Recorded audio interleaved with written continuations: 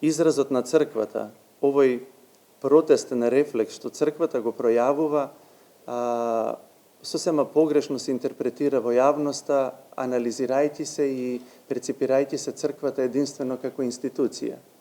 Црквата е многу повеќе од тоа. Црквата е жив организам, составен од конкретни луѓе, од заедница која што има вредносен систем, има систем на вредности, и тој систем на вредности е апсолутен контраст, апсолутно спротивен на она што ни го нудат и што се закануваат да го донесат овие два предлог закони во нашето општество, но и во црквата.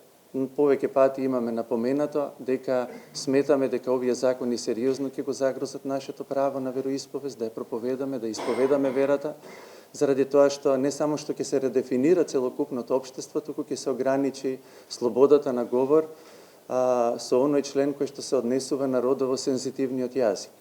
Морам да потенцирам дека нашата држава, нашето општество и верските заедници во нашето општество се едни од најтолерантните кон таа заедница. Дали сте забележале некакви протести или некакво попречување од страна на црквата или говор на омраза кон тие луѓе? Апсолутно, ние видовме успешна парада.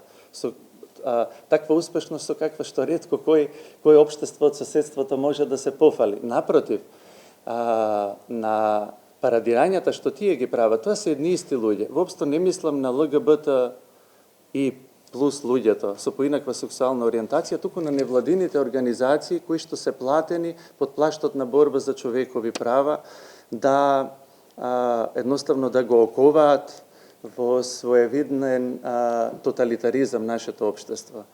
На тие паради се злоупотребува за да се испратат пораки на омраза кон верските заедници, исклучиво кон црквата.